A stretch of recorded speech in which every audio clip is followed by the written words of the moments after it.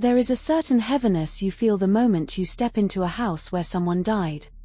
Most investigators will tell you that some crime scenes whisper, and some scream. This one, it felt like the walls were still echoing. Detective Mara Rowan stood in the doorway of a secluded cabin deep in the forests of Redwood Township. A single look at the floor told her everything she needed to know. Inside the living room, a man lay slumped beside his couch, face pale, throat cut so deeply the bone showed on both sides. Whoever had done this hadn't just killed him. Someone tried to take his head clean off, one of the officers whispered, shaking. Mara didn't need convincing. The streaks of blood on the wall already painted. Nothing in the house was missing. No forced entry. No signs of panic. This wasn't a burglar. This wasn't random. This was personal. But then there was something strange, something that didn't fit. A single, perfect bloody footprint sat in front of the master bedroom door, but never crossed inside. As if the killer walked there, paused, reconsidered, and chose not to enter. Mara took a breath, pushed open the bedroom door, and stepped inside. A stain on the bed caught her eye immediately. Not blood, something more intentional. A deliberate spit mark. A sign of hatred.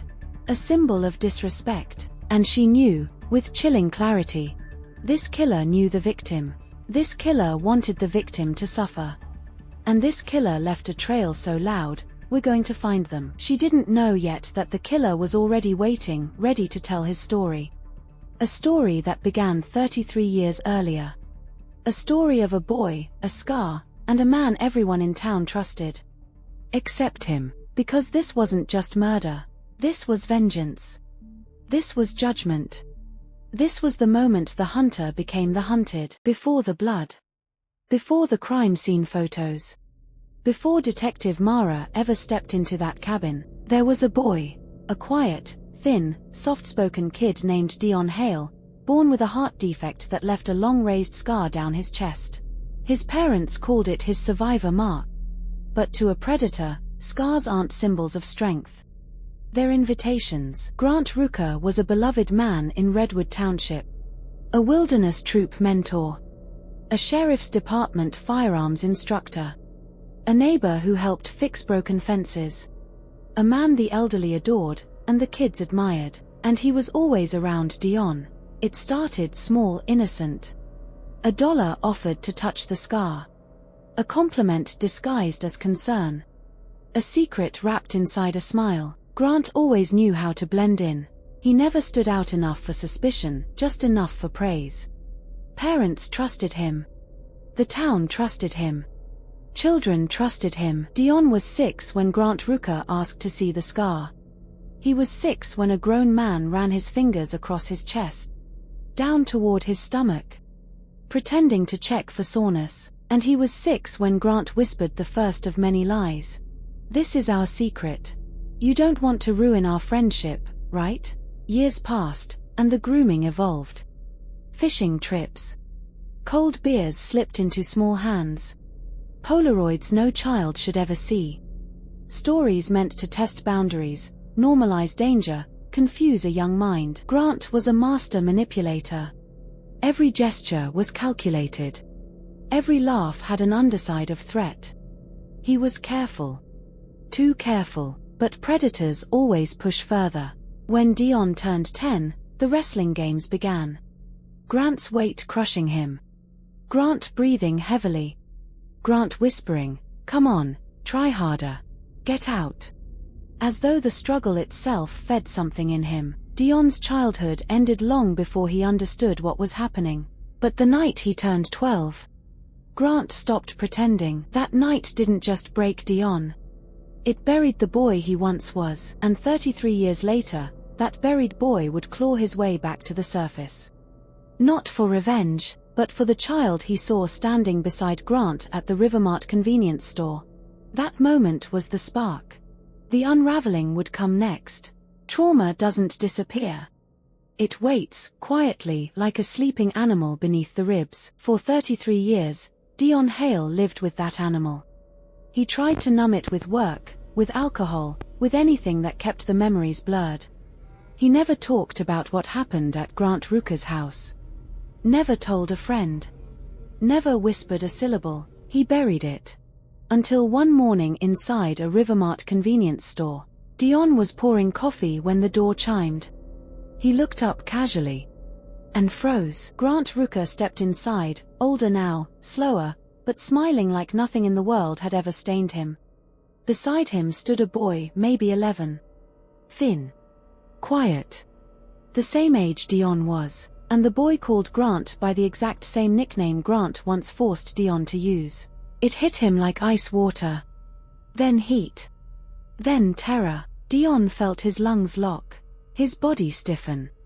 His mind fracture. He left the coffee where it was, shoved past Grant, and sprinted out the door as the man called after him.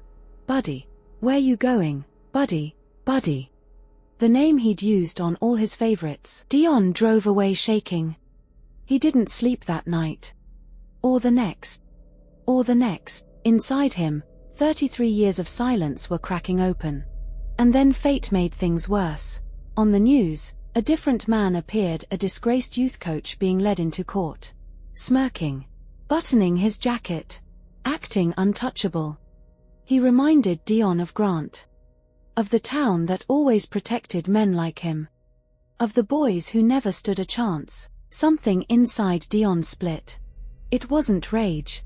It was fear. Fear for the boy at the Rivermart. Fear for the ones who came before him.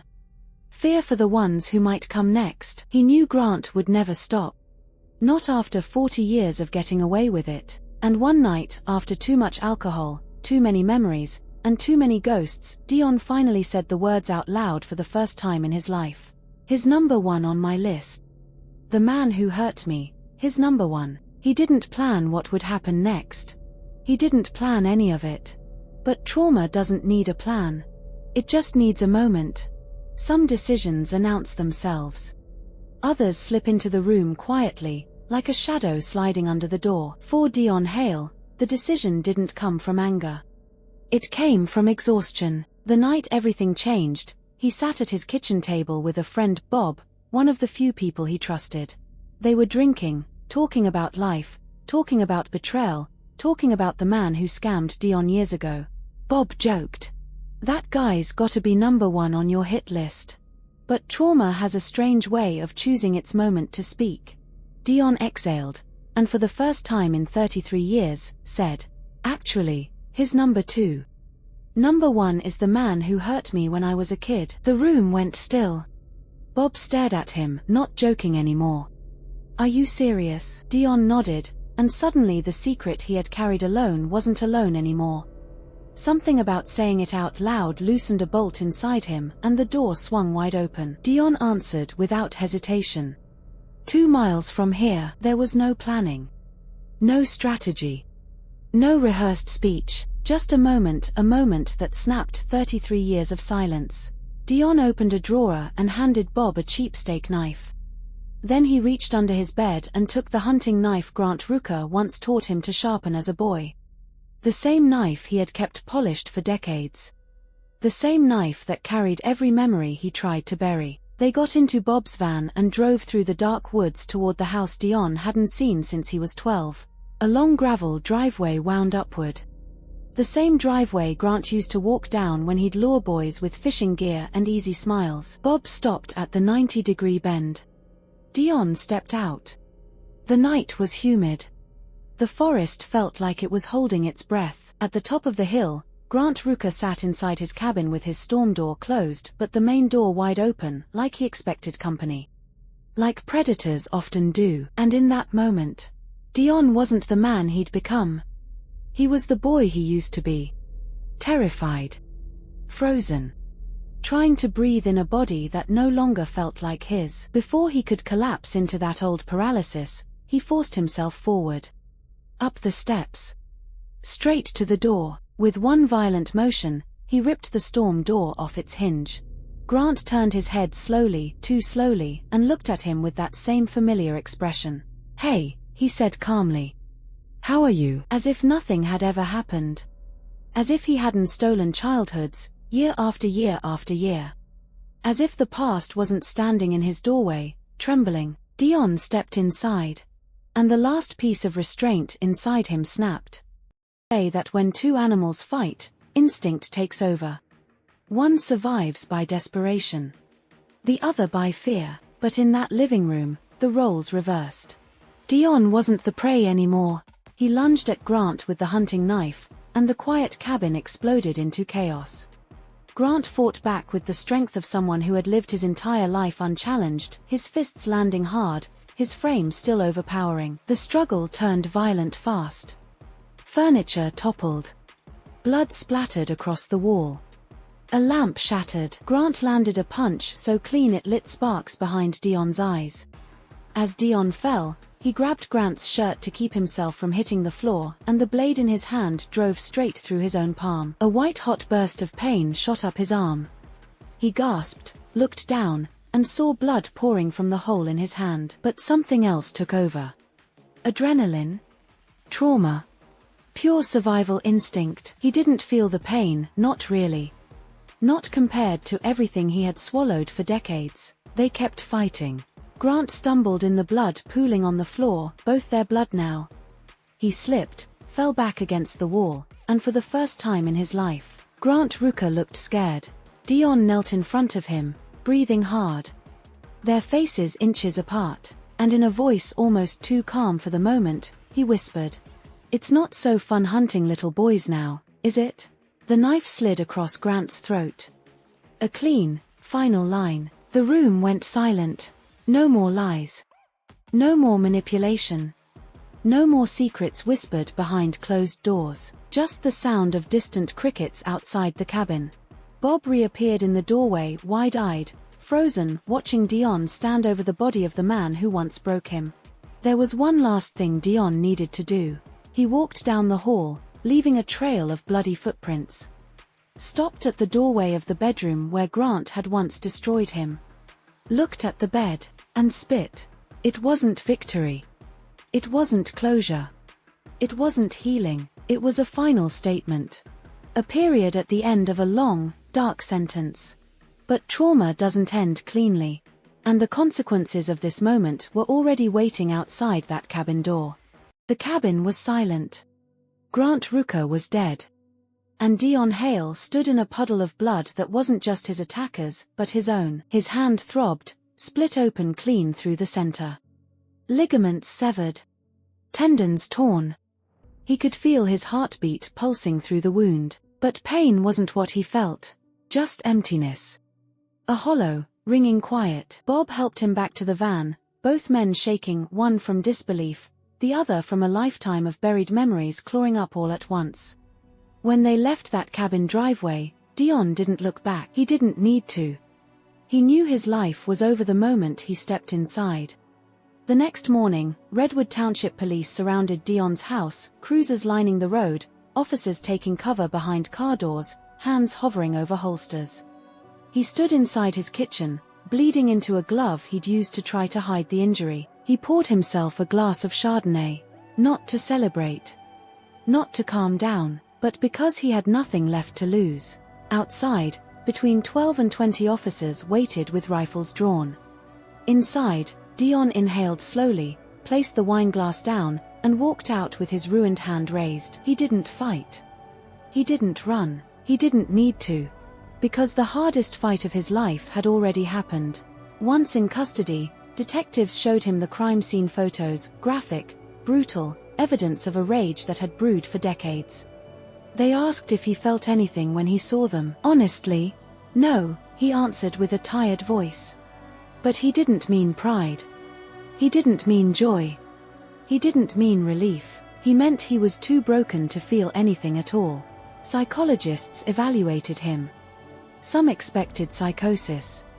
Some expected the profile of a predator or a ticking time bomb. But report after report came back the same. No significant psychopathology. No delusions. No disorder. No violence in his history. Just trauma. Deep, unaddressed trauma, which, in its own silent way, is its own kind of poison.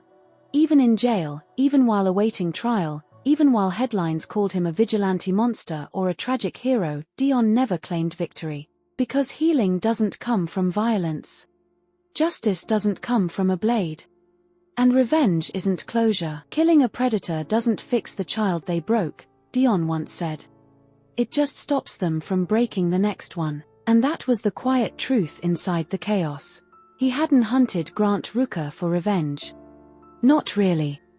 Not for himself. He did it because he saw a boy in a convenience store, a boy who was exactly the age he used to be, calling Grant the same nickname he once whispered. He did it because no one else stopped Grant. Not the town. Not the system. Not the people who should have listened. Dion Hale wasn't trying to be a hero. He was trying to be the adult he needed when he was 12 years old. The adult no one was for him. And that is where the story ends, not with triumph, not with relief, but with a haunting reminder. The most dangerous monsters are the ones everyone loves. The ones who smile in public and hunt in private. The ones who blend in so perfectly that people defend them long after the truth is exposed. Detective Mara Rowan would later say, "Some crimes are about anger. Some are about opportunity. But this one was about survival. Just not the killers." And as the case file closed, she wrote one final note. Not all hunters carry guns. Some carry scars.